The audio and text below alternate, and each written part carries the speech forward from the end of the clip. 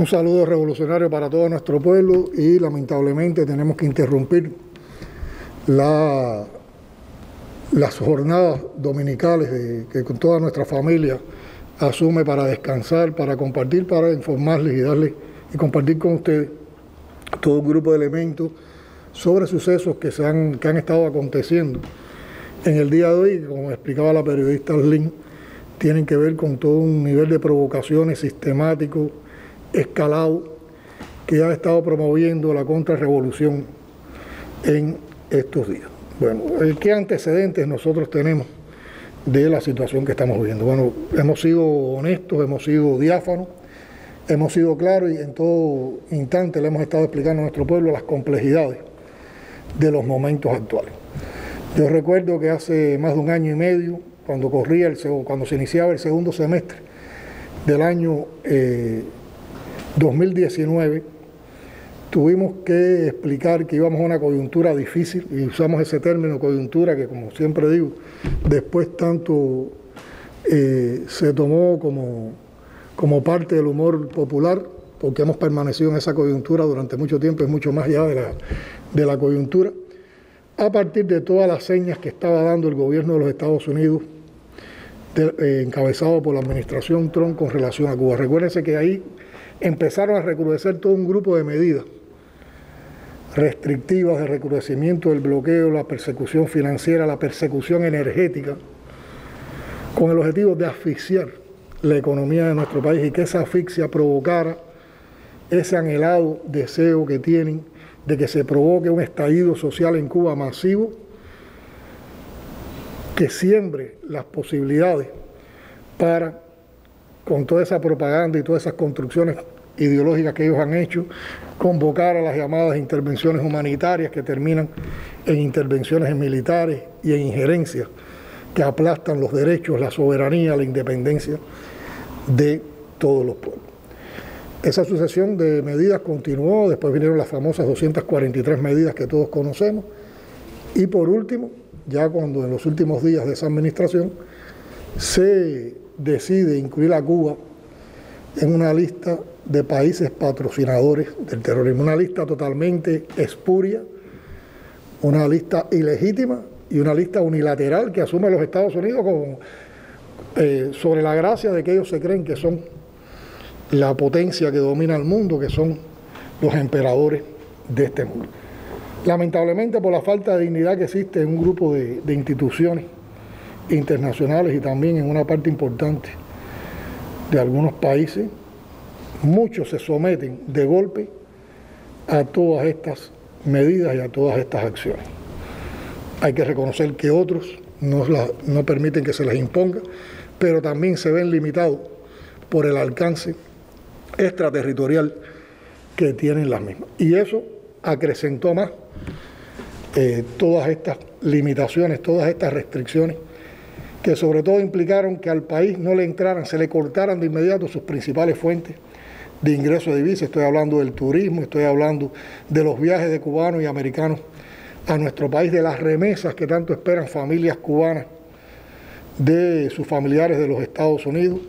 Se hizo un plan tremendo de desacreditación de las brigadas médicas cubanas, y por esa colaboración médica también, además de la colaboración solidaria que presta Cuba, por esa colaboración médica también se ingresaba una parte importante de divisas.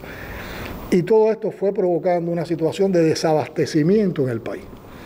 Desabastecimiento de alimentos, desabastecimiento de medicamentos, desabastecimiento de materias primas e insumos para poder desarrollar nuestros procesos económicos y productivos, que a la vez tributan a las exportaciones y a la vez tributan a los abastecimientos del pueblo. Por lo tanto, aquí están cortados dos importantes elementos: la capacidad de exportar y de recibir divisas para importar e invertir, y la capacidad desde los procesos productivos de poder desarrollar todo un grupo de bienes y servicios para nuestra población. Limitaciones en el combustible, limitaciones en piezas de repuesto, y todo esto ha provocado un grupo de insatisfacciones, ha acrecentado problemas acumulados que no hemos podido resolver y que venían desde el periodo especial Y a todo esto se ha sumado una feroz campaña mediática de desacreditación como parte de la llamada guerra no convencional, que trata, por una parte, de fracturar la unidad entre partido, gobierno, Estado y pueblo, que trata de poner al gobierno como insuficiente, incapaz de proporcionar bienestar al pueblo cubano, y que pretende enarbolar que desde una posición del gobierno de los Estados Unidos, muy preocupado por ese pueblo al que tienen bloqueado injustamente, es por donde se puede aspirar a la esperanza, al desarrollo y al progreso de un país como el nuestro. Esas son consabidas recetas hipócritas, discursos de doble rasero, que los conocemos muy bien en toda la historia de los Estados Unidos hacia Cuba. Conocemos cómo intervinieron en nuestro país, cómo se apropiaron de nuestra isla en el 1902, cómo mantuvieron una dominación de nuestra isla en la etapa de la pseudo-república y cómo esos intereses fueron golpeados por la Revolución Cubana en su triunfo.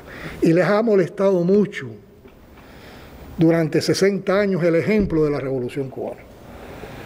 Y constantemente han estado arreciando, han aplicado un bloqueo injusto, criminal, cruel, recrudecido ahora, peor, en condiciones de pandemia. Y ahí está la perversidad manifiesta, la maldad de todas esas intenciones.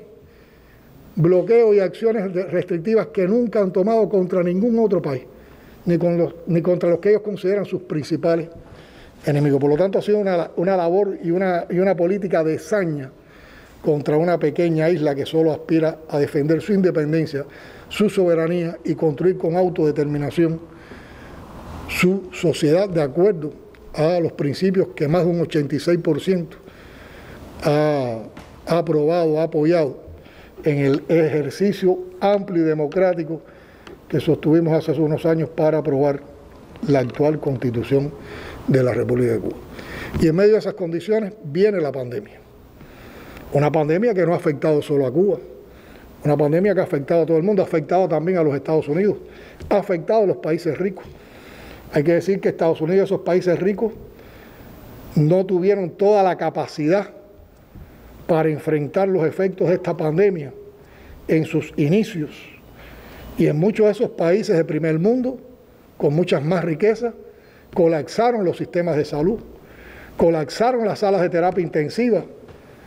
Los pobres fueron desfavorecidos porque no existen políticas públicas orientadas al pueblo para su salvación.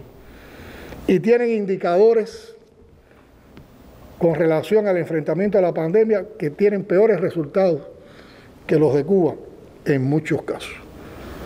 Y a nosotros nos afectó esa pandemia, y en medio de todas estas restricciones, con las reservas que ha creado el país, con lo poco que teníamos en el país, con lo poco que hemos podido adquirir en este año y medio tan duro, es que hemos enfrentado todos estos retos y todos estos desafíos.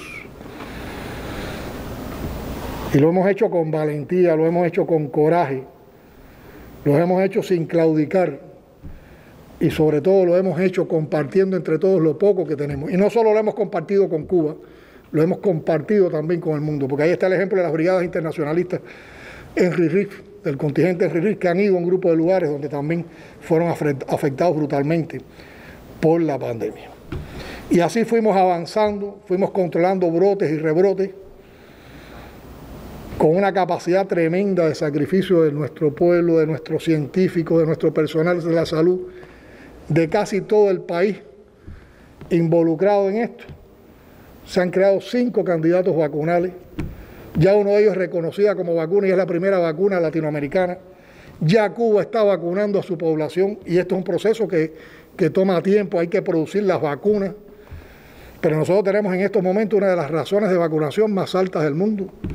Y en pocas semanas hemos llegado a porcientos por encima del 20 y tanto por ciento de vacunación de la población. Y ese proceso continúa. Ahora, en los últimos meses ha empezado a circular las cepas que son más agresivas, cepas que provocan más transmisión de la enfermedad. Y en medio de esa situación, entonces, empiezan a aparecer un grupo de complicaciones.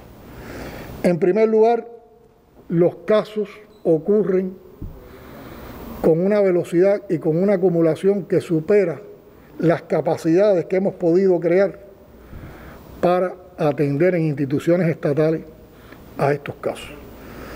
Por otra parte, hemos tenido que acudir a abrir capacidades en otros centros. Al abrir más centros, a los cuales también tenemos que darle una prioridad energética y tener estos problemas energéticos acumulados que nos han provocado apagones, la cantidad de circuitos que tenemos que proteger para que se atiendan los pacientes de COVID son más. Por lo tanto, la cantidad de circuitos que quedan con posibilidades de hacer apagones molestos, pero necesarios ahora porque tenemos que restablecer nuestras capacidades de generación eléctrica, al ser menos, entonces realmente tienen una carga, y eso se ha producido en estos días y ha provocado también irritación, incomprensión, preocupaciones y afectaciones a la población. Al tener más enfermos hay más consumo de medicamentos y también nuestras reservas de medicamentos se van agotando. Las posibilidades de adquirirlas son muy difíciles. Y en medio de todo esto seguimos con voluntades, seguimos pensando en todo, seguimos trabajando para todo. Ahora tenemos que ir a la experiencia del ingreso domiciliario ante la falta de capacidades de un grupo de provincias, y hemos tenido entonces que convocar a las familias para que tengan una participación más directa, más responsable, y uno no se cansa de admirar en medio de toda esta situación esa capacidad de resistencia creativa que tiene nuestro pueblo. Y cómo con esa capacidad de resistencia creativa, con esos valores, si los acompañamos de responsabilidad, de unidad, de acción, nosotros en el menor tiempo posible, con vacunación y con comportamientos responsables, cumpliendo las medidas higiénico-sanitarias, el aislamiento social y el distanciamiento físico, saldremos más temprano que tarde de este pico pandémico, que no es solo un caso cubano. Cuba lo que logró fue postergarlo en el tiempo, con todo lo que hicimos. Y también en menor tiempo lo estaremos superando, y así es como hemos estado en estos días moviéndonos por las provincias para ratificar y para puntualizar todas las estrategias de enfrentamiento a la misma. Entonces, de manera muy cobarde, muy sutil, muy oportunista, muy perversa, a partir de situaciones más complicadas que hemos tenido en provincias como Matanzas, en provincias como Ciego de Ávila, estos que siempre han estado apoyando el bloqueo, los que se han servido como mercenarios y lacayos del imperio yanqui, empiezan ahora a aparecer con doctrinas de intervención humanitaria, de corredor humanitario, que todos sabemos a dónde conducen, para fortalecer el criterio de que el gobierno cubano no es capaz de salir de esta situación, como si ellos estuvieran tan interesados porque se resolvieran los problemas de salud de nuestro pueblo. Si quieren tener un gesto con Cuba, si quieren de verdad preocuparse por el pueblo, si quieren que se resuelvan los problemas de Cuba, abran el bloqueo y vamos a ver cómo tocamos. ¿Por qué no lo hacen? ¿Por qué no tienen valor para abrir el bloqueo? ¿Qué fundamento legal, qué fundamento moral sostiene que un gobierno extranjero le pueda aplicar esa política a un país pequeño, en medio además de situaciones tan adversas? Eso no es genocidio, eso no es un crimen de lesa humanidad, y los que se prestan a ello, ¿a qué se están prestando?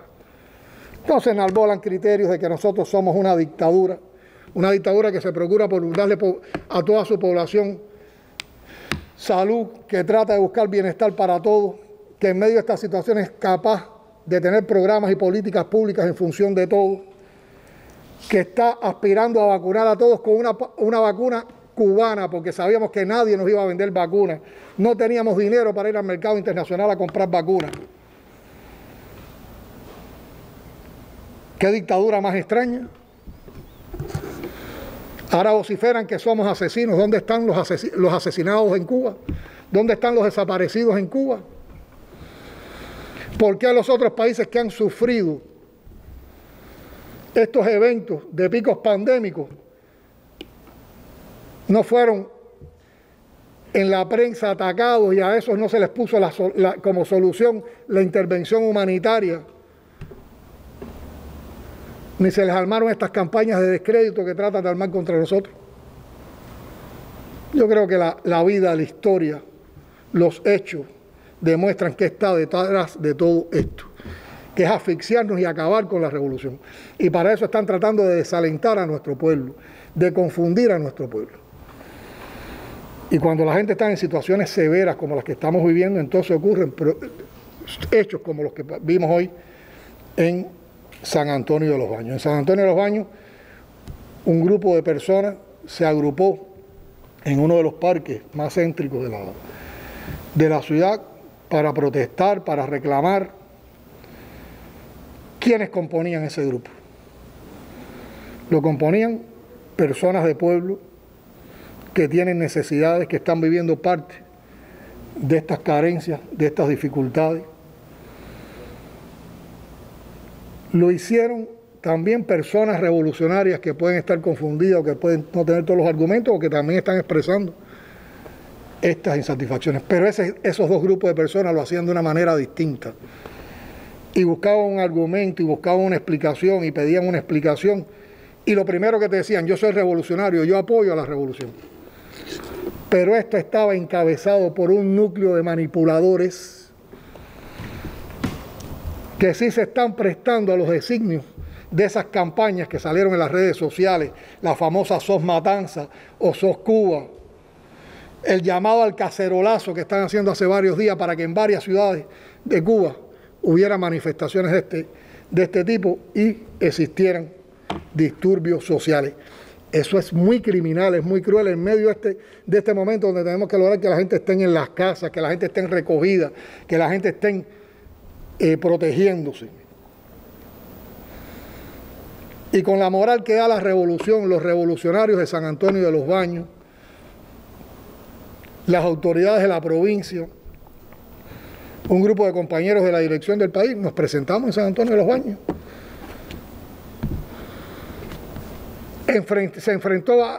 Esa masa de revolucionarios se enfrentó a los contrarrevolucionarios. Y hablamos con los revolucionarios, incluso con algunos que pueden ser no revolucionarios, pero que estaban pidiendo argumentaciones. Y después marchamos por el pueblo y recorrimos el pueblo para demostrar que en Cuba las calles son de los revolucionarios. Mientras eso está ocurriendo, sabemos que hay otras ciudades del país o localidades, porque realmente son grupos de personas en determinadas calles, en determinadas plazas, donde se han concentrado movidas también por esos propósitos tan malsanos. Y estoy dando esta información para ratificar que en Cuba las calles son de los revolucionarios, que el gobierno cubano, el Estado cubano, encabezado por el partido, tiene toda la voluntad política para discutir, para argumentar, para reconocer los problemas que tenemos, pero para participar también con nuestro pueblo, al cual le damos espacio en la solución de esos problemas, pero reconociendo cuál es la verdadera causa o la causa fundamental de nuestros problemas, sin dejarnos confundir. Los que están alentando a que haya manifestaciones en Cuba no quieren para Cuba un bien de salud. Recuérdense que sus principios, su modelo es el modelo neoliberal, es la privatización de los servicios de salud, es la privatización de los servicios médicos, es la privatización de la educación, es que cada cual se salve como pueda, que puedan acudir a la salud los que tengan dinero. Nosotros no vamos a entregar la soberanía, ni la independencia del pueblo, ni la libertad de esta nación. Y aquí también ratifico que habemos muchos revolucionarios en este país, en este pueblo, que estamos dispuestos a dar la vida, y eso no es por consigna, eso es por convicción. Tienen que pasar por encima de nuestros cadáveres si quieren enfrentar a la revolución. Y estamos dispuestos a todo, y estaremos en las calles combatiendo. Y sabemos que se están orquestando incidentes de este tipo, sabemos que en estos momentos hay masas revolucionarias en las calles de La Habana también enfrentando elementos contrarrevolucionarios. Separamos a los revolucionarios que puedan estar confundidos, separamos a los habitantes de Cuba que puedan tener determinadas preocupaciones, pero no vamos a admitir que ningún contrarrevolucionario, mercenario, vendido al gobierno de los Estados Unidos, vendido al imperio, recibiendo dinero de las agencias, dejándose llevar por todas estas estrategias de subversión ideológica, vayan a provocar desestabilización en nuestro pueblo. Y habrá una respuesta revolucionaria. Y por eso también aquí estamos convocando a todos los revolucionarios del país, a todos los comunistas, a que salgan a las calles en cualquiera de los lugares donde se vayan a producir estas provocaciones. Hoy, desde ahora y en todos estos días. Y enfrentarla con decisión, con firmeza, con valentía. Como dije en el informe, en el discurso de clausura del Congreso del Partido, a la revolución la defendemos ante todos los revolucionarios y en la primera fila los comunistas. Y con esa convicción vamos a las calles, estamos ya en las calles y no vamos a permitir que nadie manipule nuestra situación y no vamos a permitir que nadie pueda defender un plan que no es un plan cubano, que no es un plan para la nación cubana, que no es bienestar para las cubanas y los cubanos y que es un plan anexionista. Y a eso es a lo que convocamos a los revolucionarios y a los comunistas de este país. Gracias, presidente. Bueno, en las próximas horas tenemos entendido que el gobierno estará dando una información más amplia. Yo quería disculparme porque no dije que es Roberto Morales y Rogelio Polanco, porque en la prisa de la llegada, acabamos de llegar, como se notará, el presidente está bañado en sudor, como estamos prácticamente todos. Venimos de las calles de San Antonio, donde verán las imágenes ahorita. Talía González ha filmado, lo filmó también con sus teléfonos Leticia y otros compañeros que se encontraban en el lugar. Verán las imágenes de un pueblo donde la mayoría también acompañó al primer secretario del partido y a sus acompañantes, y un respaldo a la revolución, porque hay una comprensión en este momento de que la verdad de la revolución es la defensa de todos. Yo creo que con esta alocución que ha hecho el presidente podemos ya dar paso a la señal de los canales en este momento, como usted decía, que están disfrutando la familia cubana. No sé si alguno de ustedes quisiera más. Gracias, presidente. Arlene, ahí ratificar, porque tú lo has expresado, en medio de toda esta situación nosotros mañana estábamos preparando con un grupo de dirigentes de la dirección del partido del gobierno en el país, un grupo de informaciones sobre todos estos temas de la población, a los cuales no hemos renunciado, y estaremos informando en qué horario se hará mañana, pero también habrá una comparecencia desde el Palacio de la Revolución para seguir ampliando en todos estos temas. Pero la orden de combate está a la calle los revolucionarios. Gracias.